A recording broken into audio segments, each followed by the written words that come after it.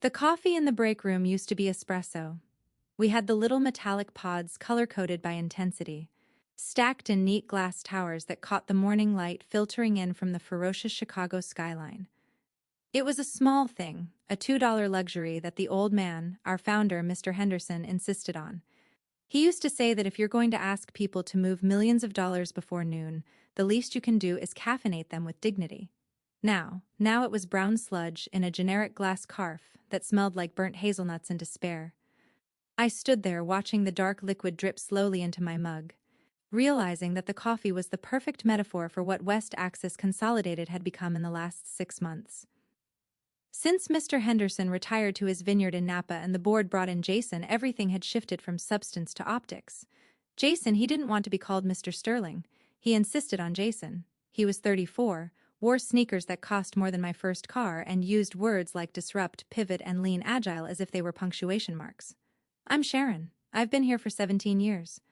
I started as a junior analyst when we were just a regional logistics firm, and I climbed inch by bloody inch to become the director of capital projects. I don't have an MBA from Wharton. I don't have a Twitter following.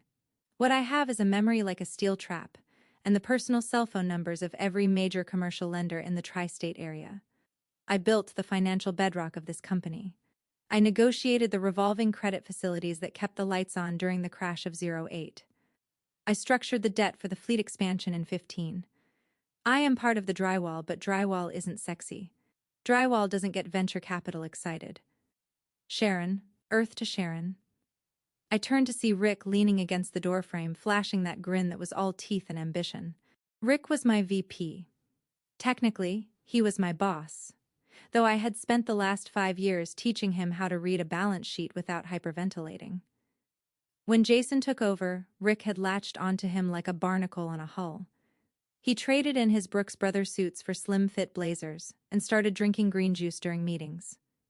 "Morning, Rick," I said, taking a sip of the terrible coffee. It tasted like battery acid. "What's the crisis?" "No crisis, just vibes," he said, finger-gunning me. I physically suppressed the urge to throw my mug at him. "Jason wants the Q3 projection deck scrubbed again.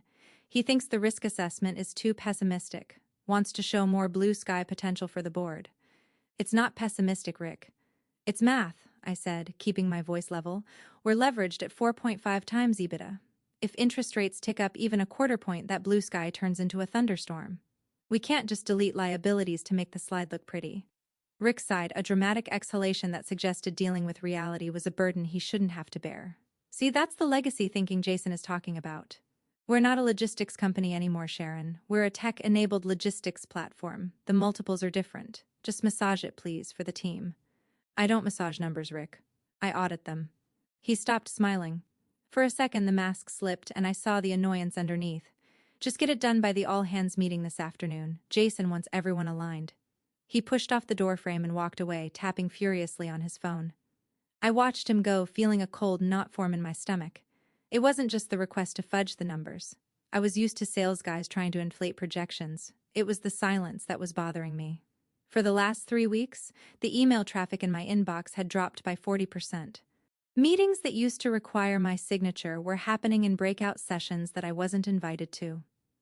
The Strategic Planning Committee had been renamed the Growth Squad, and my calendar invite had mysteriously disappeared, replaced by a generic notification.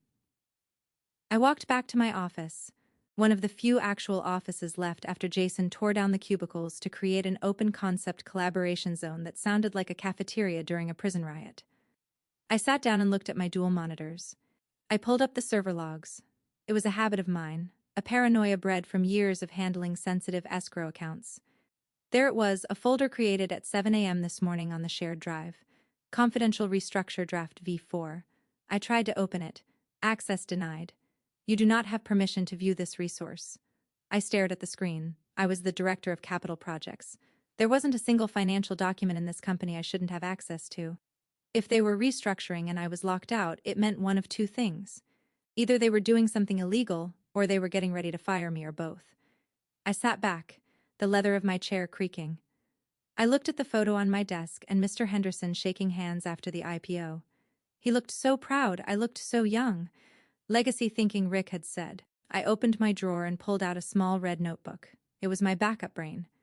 In it, I had written down the details of every covenant, every clause, and every handshake deal I had made over the last 2 decades. I flipped to the back to a section titled 2021 Debt Consolidation First National Bank. My eyes scanned the lines I knew by heart, but I needed to see them written down to calm my racing heart. Clause 17B Key Person Provision. A slow, cold smile spread across my face. They thought I was just an obstacle. They thought I was just a middle-aged woman with a spreadsheet habit who didn't understand the vision. They thought they could just delete me like a bad line of code. Speaking of code, if you're enjoying this descent into corporate madness, do me a solid and hit that subscribe button. It helps me keep the lights on and the coffee better than what I'm drinking right now. Anyway, back to the impending train wreck. I closed the notebook and locked it back in the drawer. The all-hands meeting was in 4 hours. Jason was going to stand up there and talk about the future. Rick was going to nod and clap like a trained seal, and they were going to look at me sitting in the back and think I was finished. I took another sip of the battery acid coffee.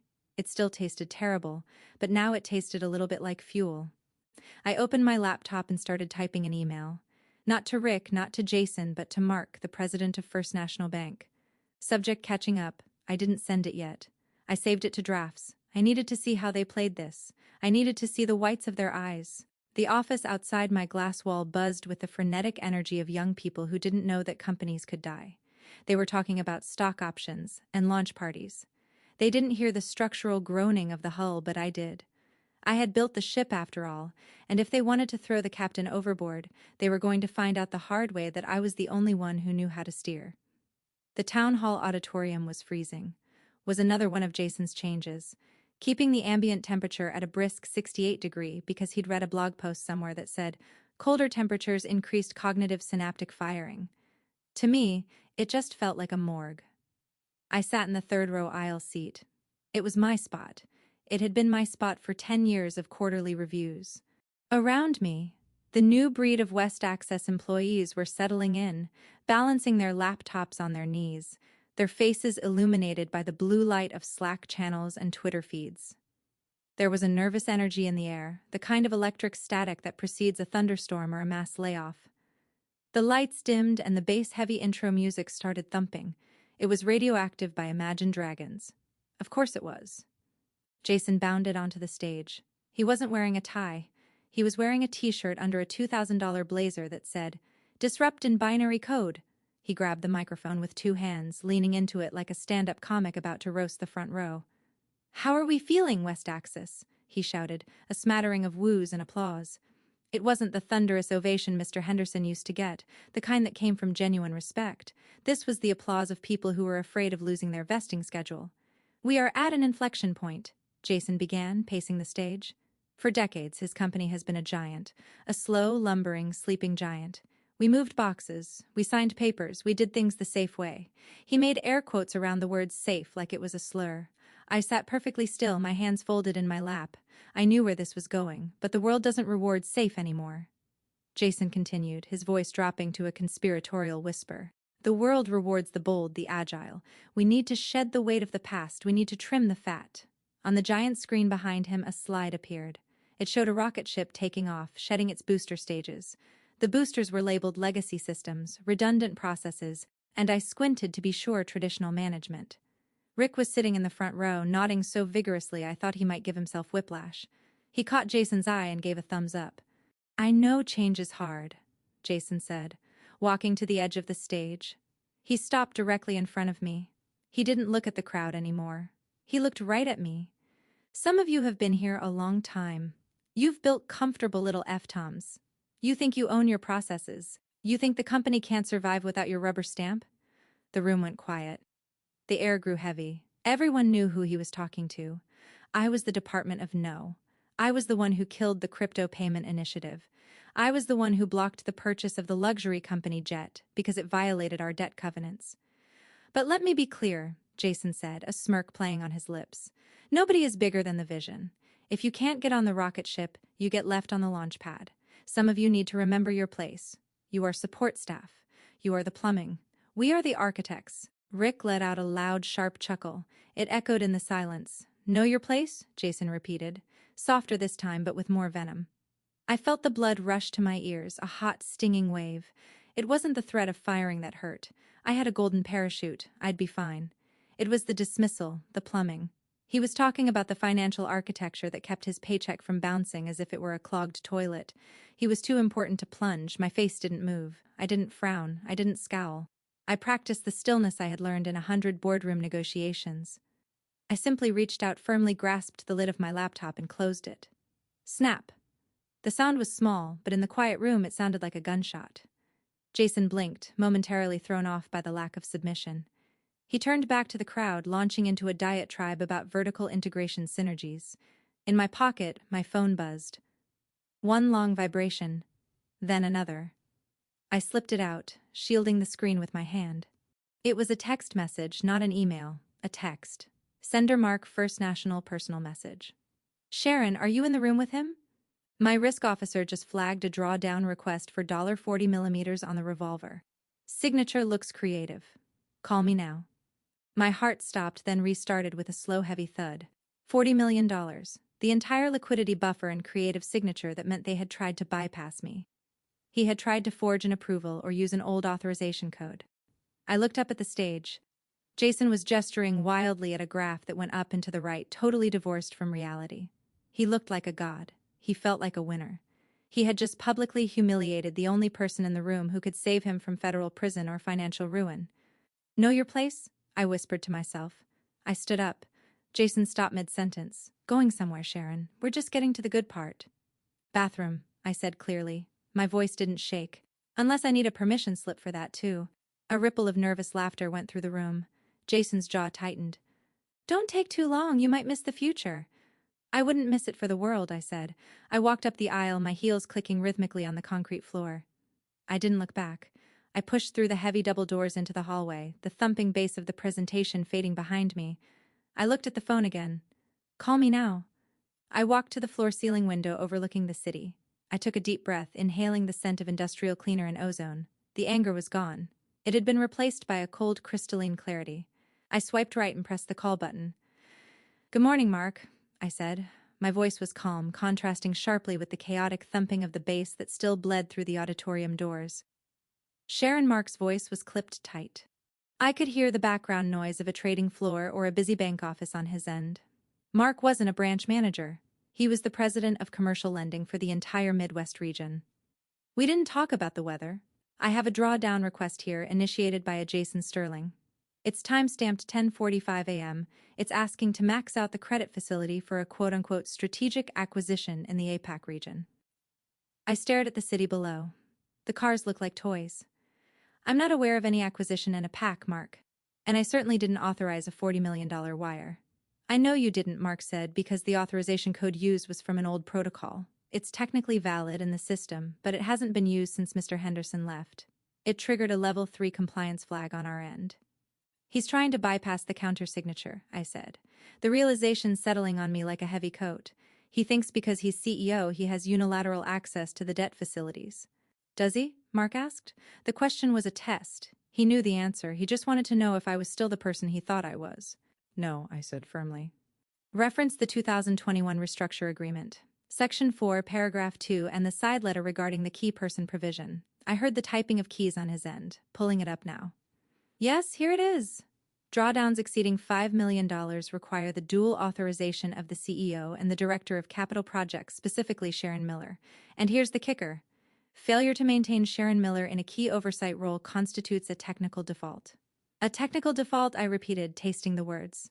For those who don't speak banker, a technical default is the financial equivalent of a nuclear launch.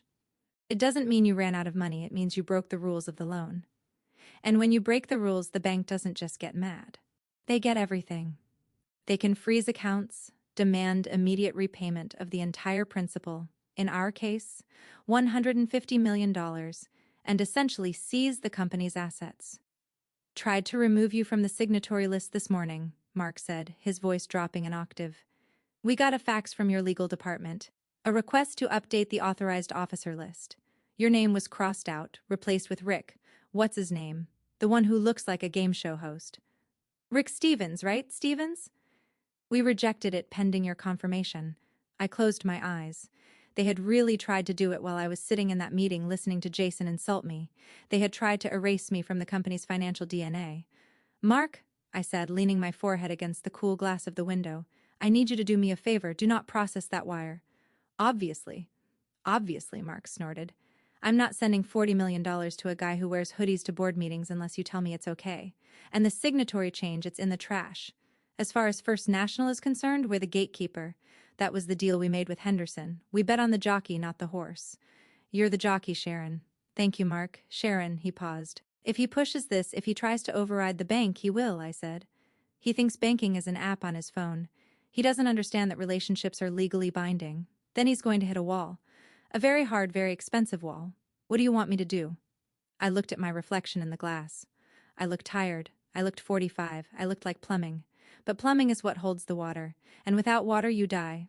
"Hold the line," I said. "He's going to call you. He's going to scream. He might threaten to move the business to Chase or Wells Fargo." Mark laughed.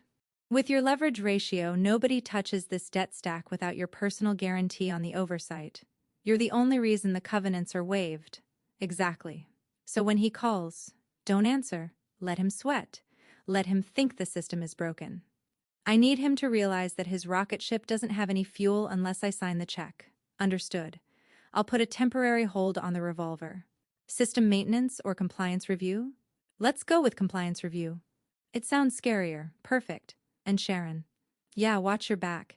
If he's trying to move that kind of money this fast, he's desperate. Liquidity might be tighter than the public reports show." "I know," I said. "That's why I'm going back to my desk. I have some legacy systems to update." I hung up the phone. The silence in the hallway felt different now. It wasn't empty. It was pregnant with potential. Inside the auditorium, I could hear the muffled sound of applause. Jason must have just unveiled the new logo or something equally useless. I turned away from the meeting. I walked toward the elevators. I wasn't going back to the auditorium. I was going to my office. I had work to do. If Jason wanted to play games with the company's lifeblood, I was going to show him what happens when you cut an artery. The office floor was deserted. Everyone was still in the town hall drinking the Kool-Aid. The silence was absolute, save for the hum of the HVAC and the distant wail of a siren 3 blocks over. It was the perfect atmosphere for an execution. I sat down at my desk and woke up my computer. The screens glowed to life. 2 monolithic eyes staring back at me. I cracked my knuckles. A cliché, I know, but satisfying nonetheless, and logged into the back end of our ERP system. Most people think the CEO has the master key to a company. They imagine a golden password that unlocks every door. In reality, modern corporate governance is a web of permissions, roles, and segregation of duties. Jason had the title, but I had the admin rights to the finance module because I had set it up 10 years ago when we migrated from legacy servers. I navigated to user management roles, executive leadership. There was Jason's profile permissions, full read-write level 5 approval authority, and there was Rick's permissions, read-write level 4 approval authority. I didn't delete them, that would be sabotage. And I wasn't going to give them grounds to sue me for destruction of data. I simply enforced the rules. I clicked on global settings, compliance protocols. I checked a box labeled enforce strict, segregation of duties, SOX 4004. Then I went to the treasury management module. This was the interface that talked to the banks. It was the bridge. I found the pending transaction queue. There it was, the phantom request for $40 million sitting in a pending bank acknowledgement state. I opened the audit trail for the request. It showed the user J. Sterling had initiated it and R. Stevens had approved it 1 minute later. Dual approval technically correct, except for one thing. I opened the approval hierarchies table. I found the rule for capital expenditures $5 millimeters. I added a new condition requires approval group director KFJ. Then I went back to the specific bank interface account settings. I changed the security protocol from standard to enhanced verification. This meant that any outgoing wire over $10,000 would now require a physical hardware token, a little RSA dongle that generated a 6-digit code every 60 seconds. I had the only active dongle in my top drawer. Jason had lost his weak one. Rick never picked his up from it. I sat back and watched the screen. The system refreshed. The little green light next to the bank link flickered and turned amber. Status verification required. Somewhere in the cloud, the digital handshake between West Access and First National was suddenly demanding a secret password that only I knew. I wasn't done. I opened my email and drafted a message to the general counsel. Sarah. Sarah was a good lawyer, but she was terrified of Jason. She bent with the wind. I needed to stiffen her spine. 2. Sarah Jenkins. General Counsel CC, External Audit Partners. Board Risk Committee. Subject Urgent Compliance Alert Unauthorized Debt Restructure Attempt. Sarah, I have detected an attempt to draw down the entirety of our revolving credit facility, $140 million this morning, without the requisite covenant certification or the signature of the designated guarantor myself, is required by our 2021 Master Credit Agreement for our fiduciary duties. I have placed a temporary compliance hold on all Treasury functions to prevent a technical default. Please advise the board that any alteration to the signatory list without bank consent triggers immediate repayment clauses. Regards, Sharon. I hovered the mouse over the send button. Copying the external audit partners was the nuclear option. Once the auditors knew couldn't be buried, it had to be investigated. It became a material event. I looked at the clock.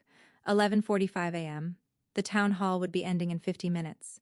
They would be walking out high on adrenaline, ready to spend that $40 million. I clicked send. The whoosh sound of the email leaving my outbox felt like the sound of a guillotine blade dropping. Almost immediately, my instant messenger popped up. It was Bob from it. Bobbit. Hey Sharon. Getting weird alerts from the Treasury server says token mismatch for the CEO's account. Did you change something? I typed back.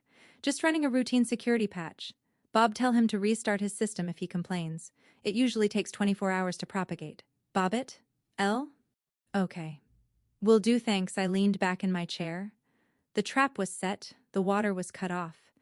Now all I had to do was wait for the house to catch fire. 30 minutes later, the executive floor was buzzing again. The growth squad was gathering in the main boardroom, the one with the imported Italian marble table and the view that cost $10,000 a month in rent. I wasn't invited, of course, but the boardroom had glass walls and sound travels surprisingly well through the vents. If you know which chair to sit nearby, I sat in the breakout area just outside, ostensibly reviewing a stack of invoices, but my ears were tuned to the frequency of disaster. I could see them. Jason was pacing, still high on his own supply from the speech. Rick was setting up his laptop, projecting a slide deck titled Project Velocity, a PAC expansion. The board's finance subcommittee was there, 3 serious-looking men in gray suits who had flown in for the occasion. They were the money men. They didn't care about disruption. They cared about ROI. Gentlemen, I heard Jason say, his voice muffled, but audible. What you saw downstairs was the vision. What Rick is about to show you is the fuel. We are ready to pull the trigger on the acquisition of Thai Logistics in Singapore. The LOI is signed, the funding is secured. One of the board members, Mr. Sterling, no relation to Jason. Ironically, this was old money. Sterling leaned forward. Secured? That's a $40 million cash outlay. Jason, our last liquidity report showed $6 million on hand. That's legacy accounting, Jason scoffed, waving a hand. We've leveraged the revolver. The capital is sitting in our operating account as we speak. We moved it this morning to demonstrate speed of execution. I turned a page of my invoice stack without reading it. Here we go. Rick clicked the next slide. It showed a screenshot of a bank balance, $46 million. As you can see, Rick said, pointing a laser pointer at the screen, we are liquid and ready to strike. Refresh the page, Mr. Sterling said. He was old school. He didn't trust screenshots. Rick smiled, that oily, confident smile, of course. He tabbed over to the live banking browser window projected on the screen. He hit F5. The little spinning wheel appeared. It spun and spun and spun. Then the screen flashed red. Error 4003. Authorization failure. Token required. Balance unavailable. Rick frowned. Wi-Fi must be spotty. 1 second. Try it again. Error 4003. Compliance lock engaged. Contact Administrator S. Miller. The room went deadly silent. The name S. Miller was projected in bold red letters 10 feet high behind Rick's head. Jason stopped pacing. He stared at the screen. Rick, what is that? I don't know what's saying. It's asking for Sharon's token. Bypass it. Jason snapped. Use the admin override. I am using it. It's not working. Rick's voice pitched up, cracking slightly. Mr. Sterling put his glasses on. Why does it say compliance lock? Jason, did you clear this drawdown with the compliance officer? I am the CEO. Jason slammed his hand on the table. I am compliance. That's not how banking covenants work, Mr. Sterling said coldly. He pulled out his phone. I'm calling the bank. I saw Jason's face drain of color. He lunged for his own phone. He dialed furiously. I knew exactly who he was calling. My desk phone rang. I let it ring. 123. In the boardroom, Jason was staring at his phone, then looking out through the glass walls. He spotted me. I was sitting calmly, a highlighter in my hand, marking a line on an invoice. I didn't look up. I let the phone ring until it went to voicemail. Then Jason's cell phone rang. He answered it looking relieved. Mark, finally listen. Your system is glitching. We're in a board meeting and he stopped. He listened. I watched his posture collapse. It was subtle, but I saw it. The shoulders slumped. The chin dropped. Mark was giving him the speech, the technical default speech. Jason looked at the board members. He looked at Rick. Then slowly he turned his head and looked through the glass wall directly at me. I looked up. I locked eyes with him. I didn't smile. I didn't wave.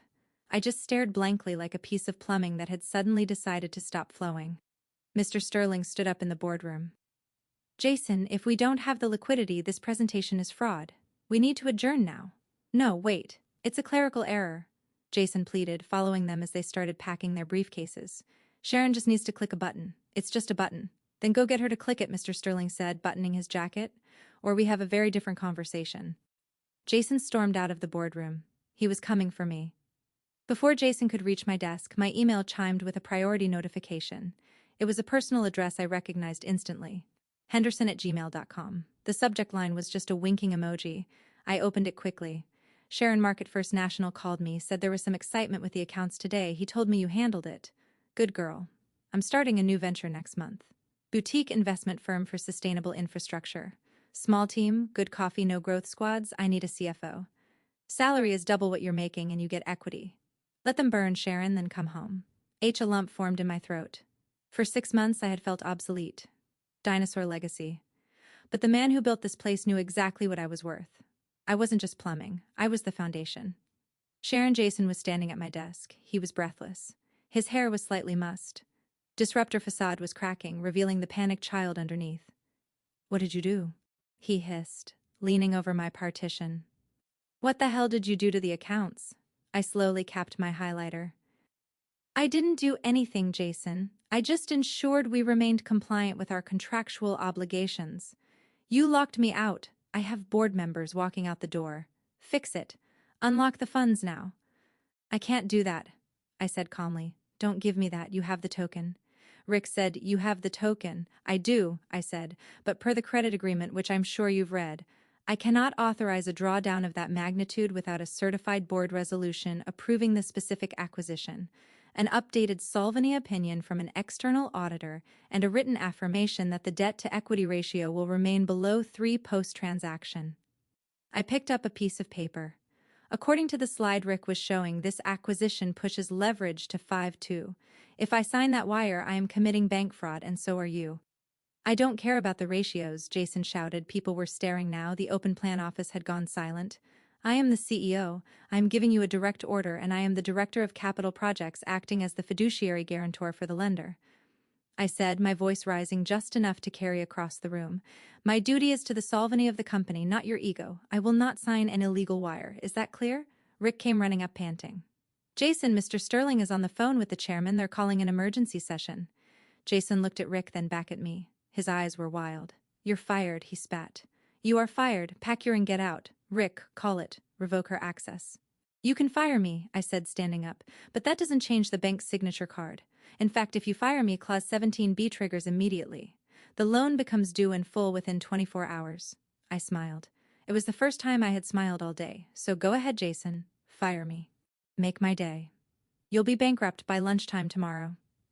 Jason froze. He knew I wasn't bluffing. He looked at Rick for help. Rick looked at his shoes. She's right, Jason, the key person clause. We missed it in the review. You missed it, Jason whispered. You told me the legacy contracts were boilerplate. I thought they were. Rick squeaked. I picked up my purse. I'm going to take an early lunch, I said. I suggest you use the time to figure out how you're going to explain to the board why you tried to execute a hostile takeover of your own balance sheet. I walked past them. I didn't look back. I could feel their eyes on me. I could feel the eyes of the entire office on me. I walked to the elevator, pressed the button, and waited.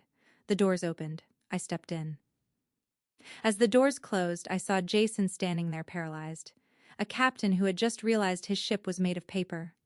I didn't actually go to lunch. I went to the coffee shop across the street, a real one with baristas who knew how to pull a shot, and sat by the window watching the West Axis building. My phone blew up. 7 missed calls from Sarah General Counsel. 3 from Rick, 0 from Jason. 1 email from the chairman of the board.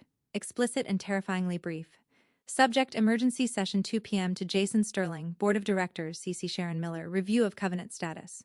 Attendance mandatory. At 1:45 p.m. I walked back into the lobby. The security guard, Mike, who had been there as long as I had, gave me a nod. They're running around like headless chickens upstairs. Sharon, what did you do? Just cleared a clog in the plumbing, Mike, I said. When I reached the executive floor, the atmosphere had shifted from panic to funeral. The growth squad was nowhere to be seen. The assistants were whispering. I walked straight to the boardroom. The door was open. The entire board was there.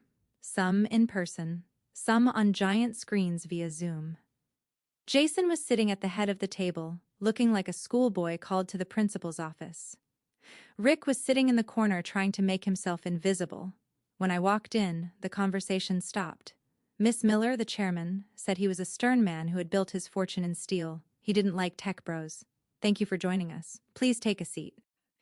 He gestured to the chair opposite Jason. I sat down. I placed my red notebook on the table. We have received a formal notice from First National Bank, the chairman said, holding up a piece of paper. It states that an irregular transaction was attempted today and that as a result, the bank has placed a freeze on all credit lines pending a full audit of our governance controls. He looked at Jason. Jason tells us this is a misunderstanding, a glitch caused by your refusal to update a password. Jason glared at me. She hijacked the system. She's disgruntled because she wasn't included in the strategic planning. Is that true, Miss Miller? The chairman asked. I didn't answer immediately. I opened my notebook. I smoothed the page. Mr. Chairman, I said, this morning, I detected an attempt to transfer $40 million, our entire operating cushion, to an offshore holding company for an acquisition that has not been vetted by legal or finance. The authorization code used was obsolete. The signature was digital, not physical, and the leverage impact would have breached our Series B covenants instantly. I slid a folder across the table. I had printed the logs before I left. Here is the audit trail, I said. It shows Jason initiating the wire and Rick approving it. A direct violation of the segregation of duties policy required by the Sarbanes-Oxley Act. The chairman picked up the folder. He flipped through it. The room was silent, so I continued. I didn't hijack the system. I stopped the CEO from committing a federal crime. Jason stood up. This is insubordination. I am trying to grow this company. You're just a glorified accountant. Sit down, Jason. Mr. Sterling, the board member, snapped. Jason stayed standing for a second, then sank back into his chair. Miss Miller, the chairman said, looking at me with a new expression. Respect, fear, maybe both. If we lift the freeze, will the bank work with us? That depends, I said. On what? On who makes the call. The board asked for a 10-minute recess to confer privately. That meant they were calling the lawyers to see how much it would cost to fire Jason versus keeping him. We were left in the room, me, Jason, and Rick. The silence was heavy, thick with the smell of sweat and expensive cologne. Jason spun his chair around to face me.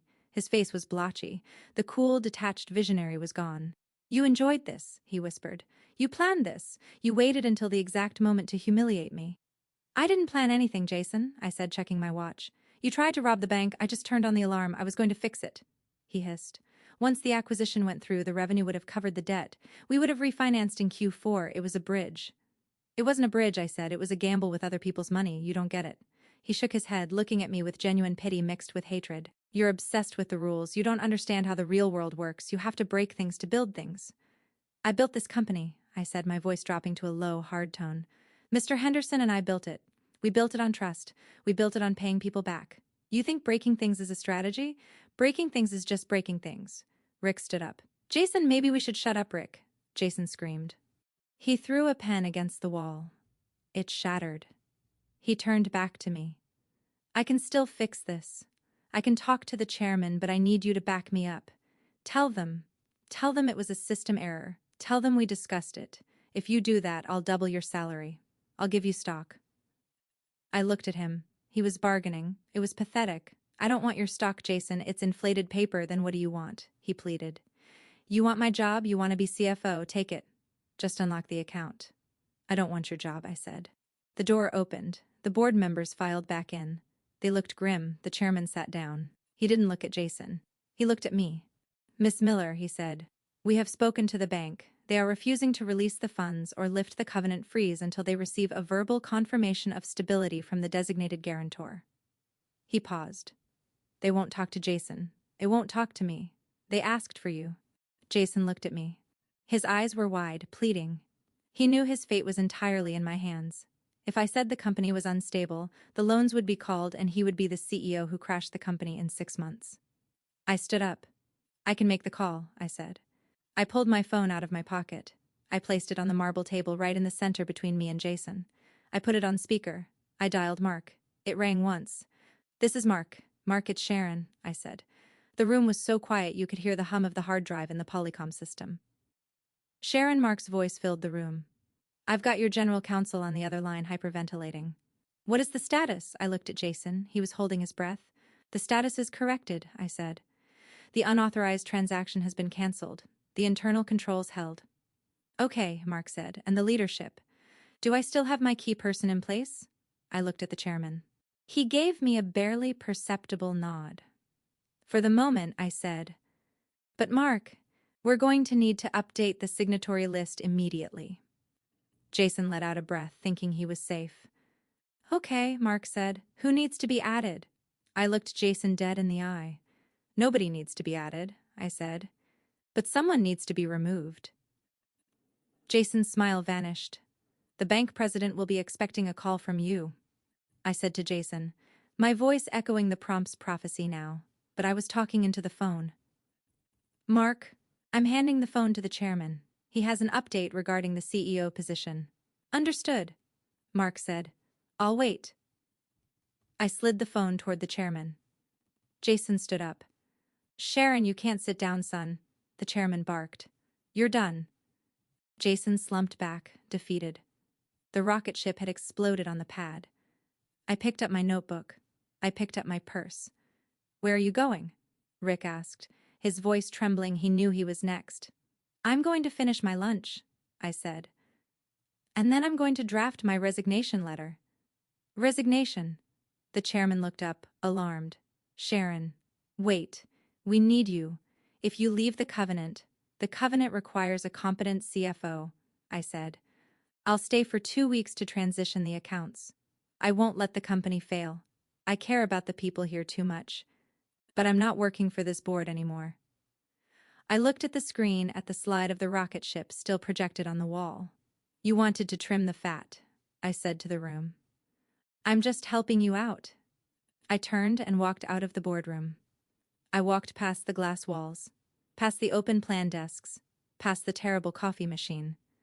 I walked out of the building and into the bright Chicago sunlight. My phone buzzed. It was a text from Henderson. Coffee is warm. Desk is ready. Come on home. I typed back on my way. I hailed a cab. As I got in, I looked back at the West Axis Tower. I imagined Jason upstairs trying to explain to a banker why he wasn't allowed to touch the money anymore. Know your place, he had said. I smiled, watching the building fade into the distance. I knew my place. It was wherever the hell I wanted it to be. Big thanks for watching, you sneaky seniors. Subscribe to keep the coffee pot brewing revenge. Your ex-colleagues won't know what hit.